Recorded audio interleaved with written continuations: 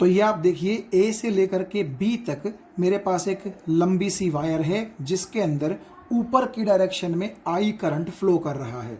और करंट क्यों फ्लो कर रहा है इसमें, इसके लिए आप ये सोच सकते हैं कि एक सेल का पॉजिटिव टर्मिनल आपने ए से जोड़ दिया और उसी सेल का नेगेटिव टर्मिनल आपने दूसरी तरफ बी से जोड़ दिया। तो क्योंकि करंट तो पॉजिटिव टर्मिनल से निकलता है, इसीलिए अगर यहाँ पॉजिटिव टर्मिनल आपने ए से कनेक्ट किया है तो पॉजिटिव टर्मिनल से निकला हुआ करंट नेचुरली ए से कहाँ फ्लो करेगा, बी की तरफ फ्लो करेगा। लेकिन वो सेल यहाँ पर पिक्चर में दिखाया नहीं गया है, ये आप अंडरस्टैंड कर सकते हैं। तो अगर इस वायर के अंदर करंट चल रहा है तो ज़रूर इस वायर के चारों तरफ क्या पैदा हो गई होगी, मैग्नेटिक फील्ड पैदा हो गई होगी।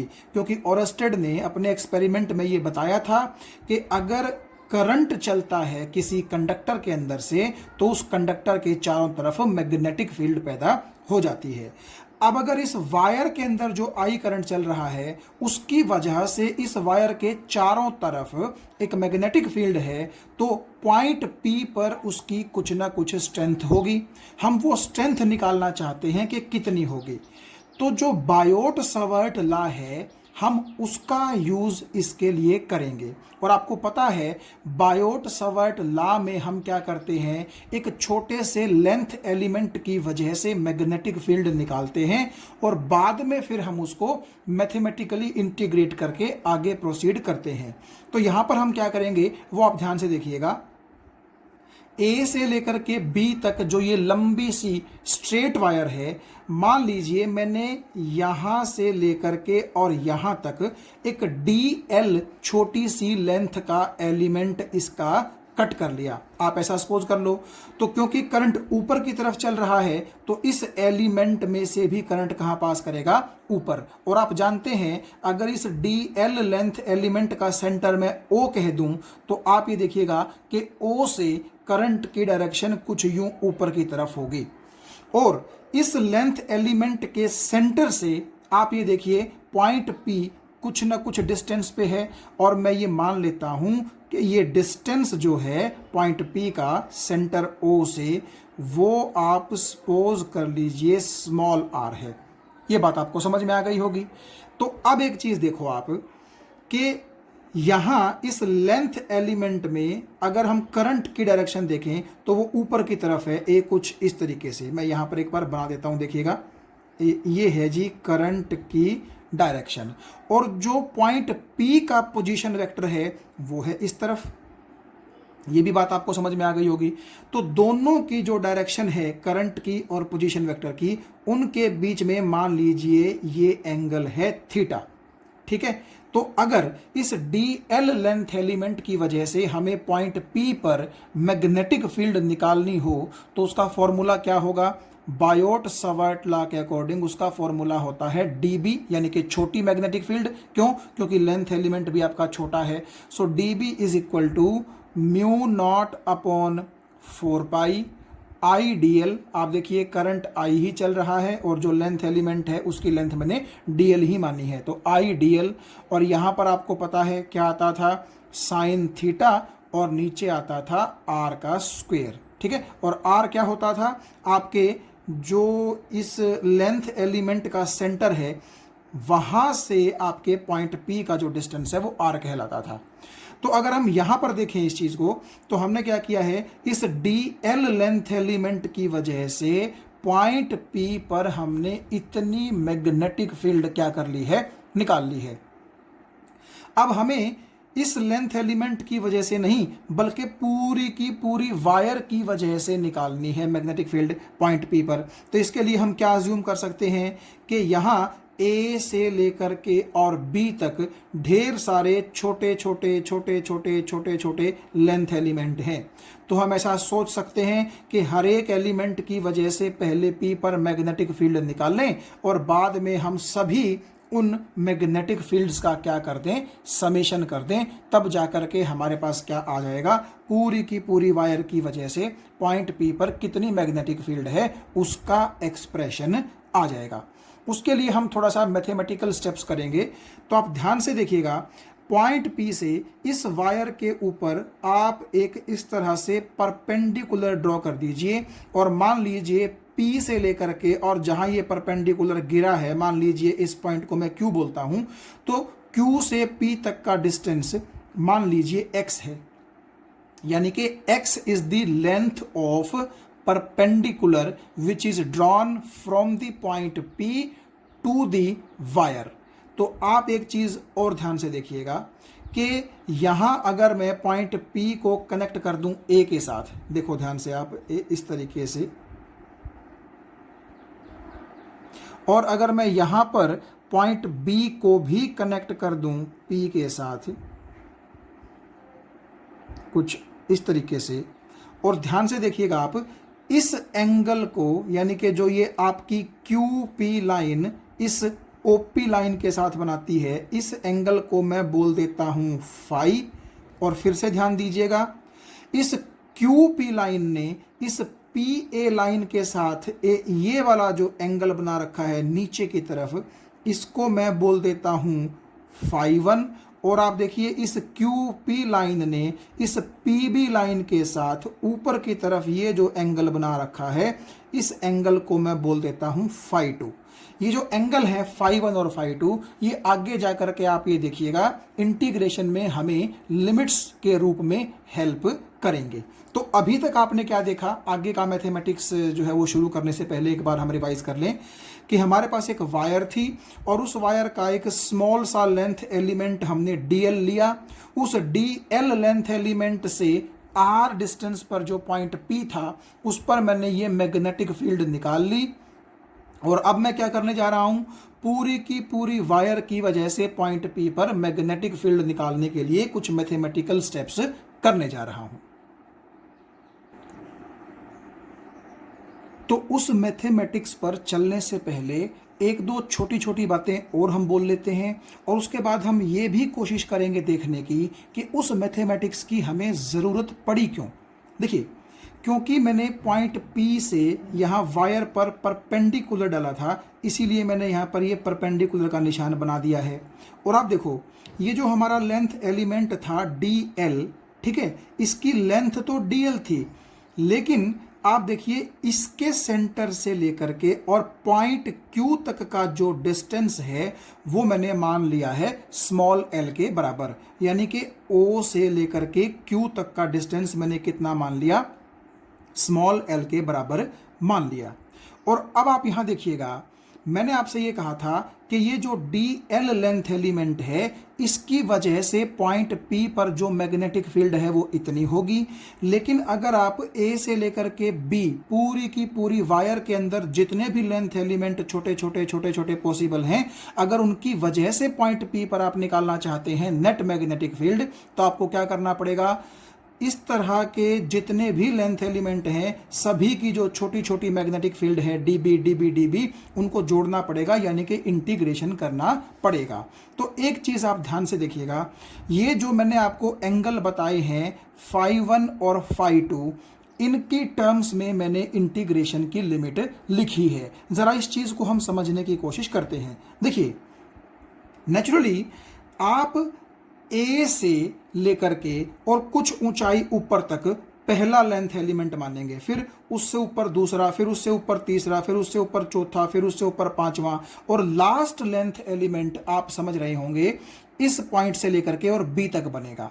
और अगर मैं आपको ये बताऊं कि इन सभी के सभी लेंथ एलिमेंट्स में करंट ऊपर की तरफ ही चल रहा है, तो कुल मिलाकर के अगर हम राइट हैंड थंब रूल अपना लगाएं, मैं एक बार आपको लगा करके दिखाता हूं। देखिए, इस तरीके से अगर आप अंगूठे को करंट की डायरेक्शन में रख लें तो कुछ इस तरीके से जो उंगलियों का कर्ल है आप देख सकते हैं, ये कर्ल कुछ यूं पॉइंट P पर नीचे की तरफ जाएगा, यानी कि हर एक लेंथ एलिमेंट की वजह से पॉइंट P पर जो मैग्नेटिक फील्ड होगी वो परपेंडिकुलरली डाउनवर्ड होगी। इसीलिए मैं यहां पर एक क्रॉस लगा देता हूं। आपको पता है क्रॉस का मतलब होता है परपेंडिकुलरली डाउनवर्ड। तो क्योंकि सभी मैग्नेटिक फील्ड एक ही डायरेक्शन में है, तो इसका मतलब है पहले लेंथ एलिमेंट, दूसरे लेंथ एलिमेंट, तीसरे length element and so on, और जो लास्ट का लेंथ एलिमेंट भी होगा, सबकी वजह से जो जो मैग्नेटिक फील्ड है पॉइंट पी पर, वो क्योंकि सभी डाउनवर्ड हैं, तो नेचुरली नेट मैग्नेटिक फील्ड सभी का समेशन आएगी। तो इसीलिए हम क्या करते हैं, केवल एक लेंथ एलिमेंट लेते हैं और उसकी मैग्नेटिक फील्ड का इंटीग्रेट करते हैं, क्योंकि इंटीग्रेशन का मतलब भी क्या होता है, समेशन ही होता है।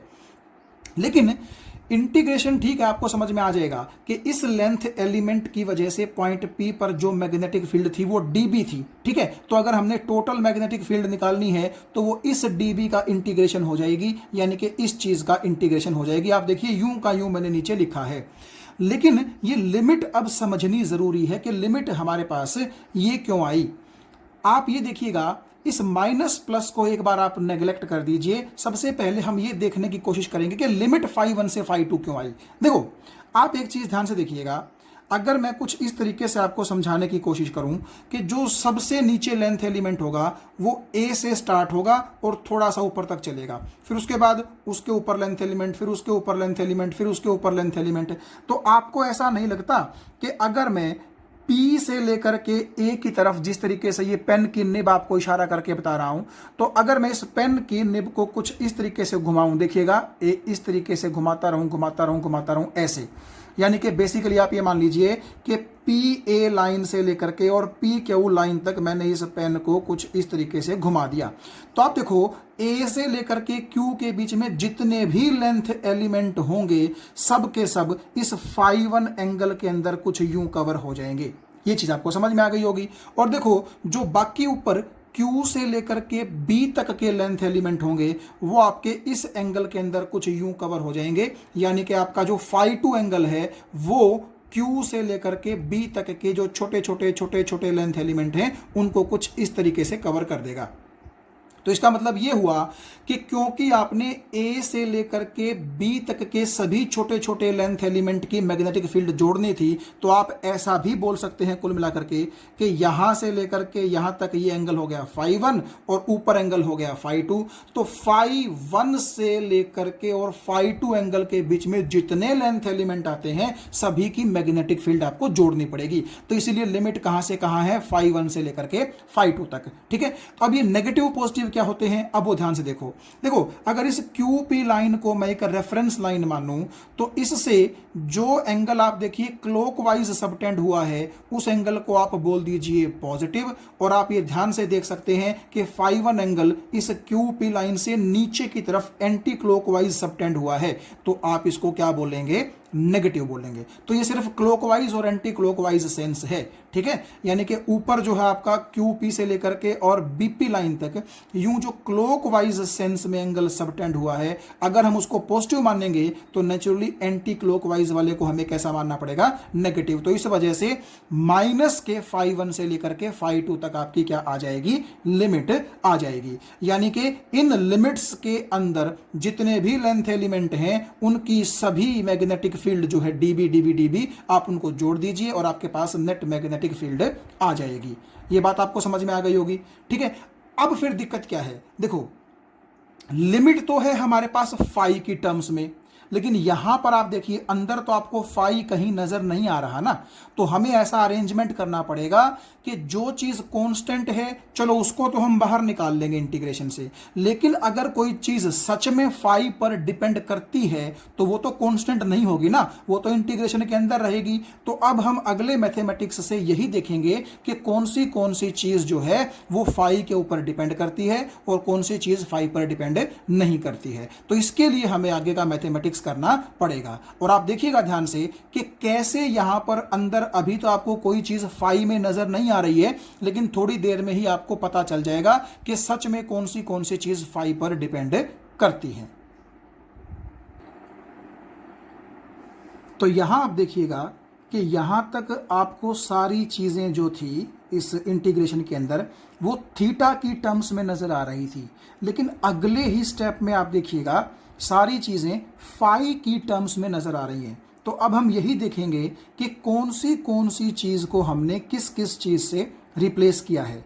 तो उसके लिए सबसे पहले आप इस मैथमेटिक्स पर ध्यान दीजिए। देखो, ये जो ट्रायंगल है ओ क्यू और पी, इस ट्रायंगल के अंदर आप ध्यान से देखिए हमारे पास दो एंगल हैं। एक ये वाला एंगल है थीटा, और जो ये वाला एंगल है जो कि Q से लेकर के P और P से लेकर के O तक की लाइन के बीच में है, ये एंगल फाई।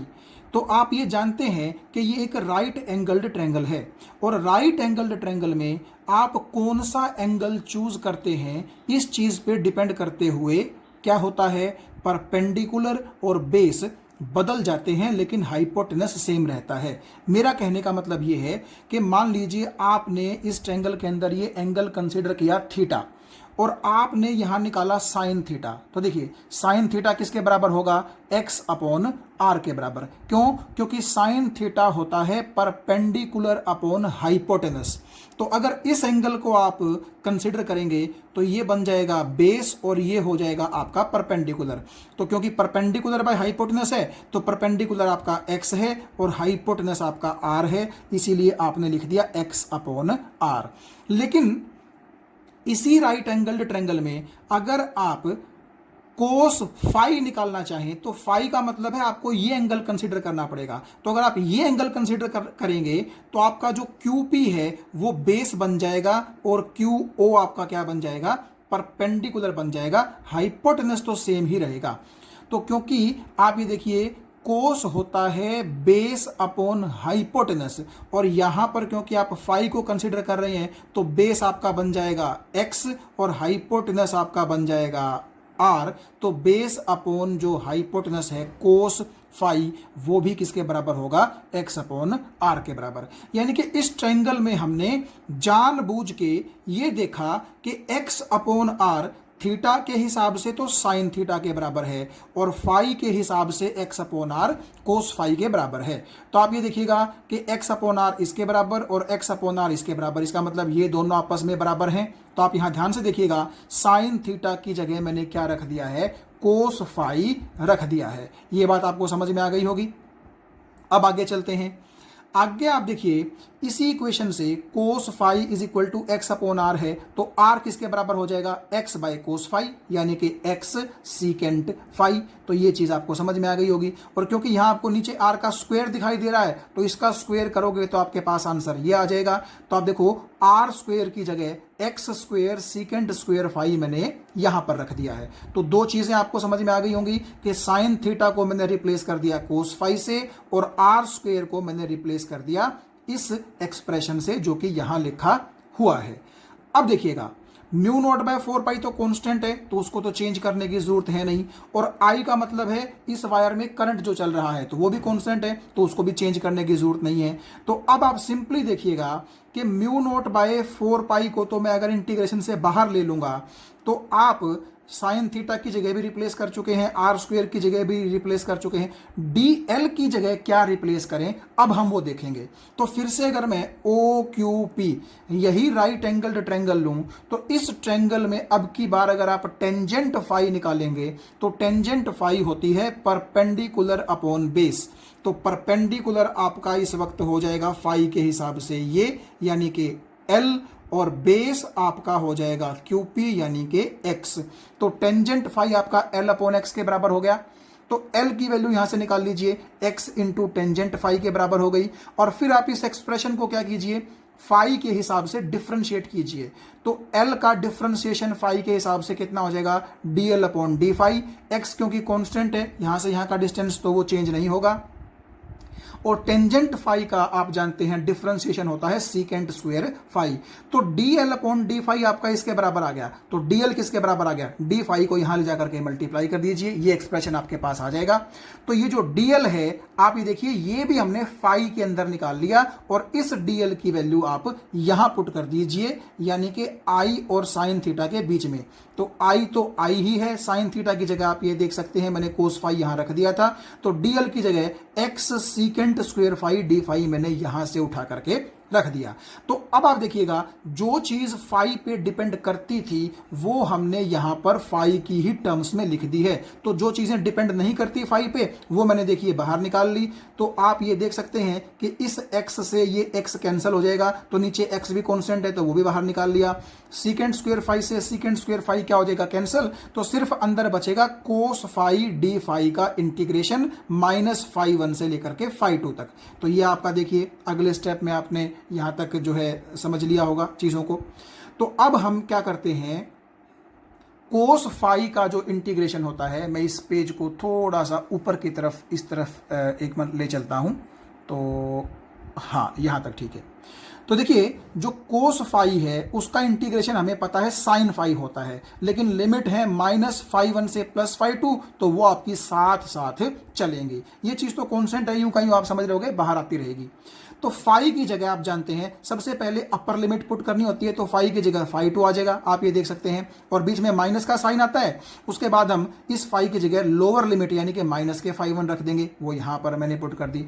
तो साइन ऑफ माइनस का एंगल जो होता है वो क्या होता है, माइनस के साइन एंगल के बराबर हो जाता है। यानी कि मैं ये कह रहा हूं कि आप अगर देखें साइन ऑफ माइनस थीटा की जो वैल्यू है वो किसके बराबर हो जाती है, माइनस के साइन थीटा के बराबर हो जाती है। इसलिए बाहर वाला माइनस प्लस हो गया और ये चीज हमारे पास आ गई साइन फाई 1। तो अल्टीमेटली ये देखिएगा आप, ये मेरे पास एक मैथमेटिकल एक्सप्रेशन आ गया, कितना, mu not I divide by 4 pi X sine phi 1 plus sine phi 2। और आप इस चीज में ध्यान से देखिएगा कि ये आई जो है उस लॉन्ग स्ट्रेट वायर के अंदर फ्लो होने वाला करंट है, और ये एक्स आप ध्यान से देखिएगा ये क्या है, ये एक्स उस पॉइंट से वायर तक का परपेंडिकुलर डिस्टेंस है जिस पॉइंट पर आप मैग्नेटिक फील्ड निकालना चाहते हैं। आप देखिएगा इसके अंदर आर नहीं कहीं भी आ रहा है, कहीं आप ये सोचें कि डीएल लेंथ के एलिमेंट से आर डिस्टेंस पर हमने पॉइंट पी लिया था, लेकिन एक्सप्रेशन के अंदर आर नहीं आ रहा, क्या आ रहा है, एक्स आ रहा है। और एक्स क्या था, पॉइंट पी का वायर से परपेंडिकुलर डिस्टेंस था। और ये फाई 1 और फाई 2 क्या है ये आप समझ गए होंगे।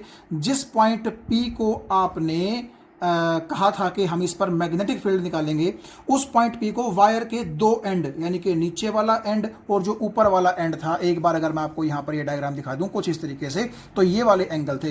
यानी कि जिस पॉइंट पर आपको मैग्नेटिक फील्ड निकालनी है उसको नीचे की तरफ वायर के एक एंड से और ऊपर की तरफ वायर के दूसरे एंड से कनेक्ट कर दिया, तो वो जो एंगल इस क्यू पी को एक रेफरेंस लाइन मान करके ऊपर की तरफ फाई 2 और नीचे की तरफ फाई 1 बन रहे थे, ये फाई 1 और फाई 2 वो वाले एंगल्स हैं। तो ये आपके पास क्या आ गया, एक्सप्रेशन आ गया, किसके लिए, मैग्नेटिक फील्ड के लिए। और किस वायर के लिए, एक ऐसी वायर जो बड़ी लॉन्ग थी और स्ट्रेट थी और उसके अंदर क्या चल रहा था, करंट चल रहा था। इसी एक्सप्रेशन का एक स्पेशल केस हम देखते हैं। देखिए ये वही वायर है ए से लेकर के बी तक जिसके अंदर आई करंट फ्लो कर रहा है। मान लीजिए पॉइंट पी वायर से काफी दूरी पर है, तो आप देखो ए को जब आप पी से मिलाएंगे और बी को जब आप पी से मिलाएंगे तो ये वाले जो एंगल बनते थे, आपको ध्यान होगा हमने इनको फाई 1 और फाई 2 का नाम दिया था। अब अगर मैं पॉइंट पी को इस वायर के थोड़ा सा नजदीक लेके आऊं, देखिए इस तरीके से नजदीक नजदीक नजदीक नजदीक नजदीक यहां नजदीक ले आऊं, तो आप समझ गए होंगे फाई 1 और फाई 2 की वैल्यू इंक्रीज करेगी। आप देखो अगर मैं इस पॉइंट पी को यहां ले आऊं तो इसका जो परपेंडिकुलर डिस्टेंस है वो तो मैंने एक्स बोला ही था। तो अब देखो आप जब पी को आप बी से मिलाएंगे तो ये वाला ऊपर वाला एंगल मैं फाई 2 बोल देता हूं, और जब पी को ए से मिलाएंगे तो नीचे वाला एंगल मैं क्या बोल देता हूं, फाई 1। तो आप बड़े आराम से देख सकते हैं कि जितना पॉइंट पी नजदीक आएगा आप देखिए फाई 1 और फाई 2 की वैल्यू इंक्रीज होती जा रही है। यानी कि यहां वाला फाई 2 देखो और यहां वाला फाई 2 देखो, आप बोलोगे कि ये बड़ा है। यहां वाला फाई 1 देखो और यहां वाला फाई 1 देखो, आप बोलोगे कि ये बड़ा है। तो इसका मतलब ये है कि हम ये देख सकते हैं कि जैसे जैसे आपका पॉइंट पी यानी कि जिस पॉइंट पर आपको मैग्नेटिक फील्ड निकालनी है वो आपकी करंट कैरिंग वायर के जितना नजदीक होगा, फाई 1 और फाई 2 की वैल्यू उतनी ही बढ़ती चलेगी। और अगर मैं ये मान लूं कि पॉइंट P बहुत ही नजदीक लाई करता है वायर के, तो अप्रोक्सीमेटली मैं मान सकता हूं कि φ1 और φ2 की वैल्यू बढ़ करके कितनी हो जाएगी, 90 डिग्री हो जाएगी। मैं मानता हूं एग्जैक्ट 90 नहीं होगी, लेकिन एक मैथमेटिकल सिंप्लिसिटी के लिए हमें क्या करना पड़ेगा कि मान लो अगर φ2 की वैल्यू आप देखो अगर लगभग 85, 86, 87 डिग्री के आसपास भी हो जाए, तो मैथमेटिकल सिंप्लिसिटी के लिए हम दोनों की वैल्यू अप्रोक्सीमेटली कितनी मान लेंगे, 90। और जो ये पीछे हमने एक्सप्रेशन डिराइव किया था, इसमें अगर φ1 और φ2 की वैल्यू आप 90 पुट करेंगे तो आपके पास मैग्नेटिक फील्ड का एक्सप्रेशन ये आ जाएगा। ठीक है, तो आप ये कह सकते हैं कि if point P lies very close to the wire, then φ1 and φ2 both can be approximately taken as 90 degree, and the expression for the magnetic field from this reduces to this expression.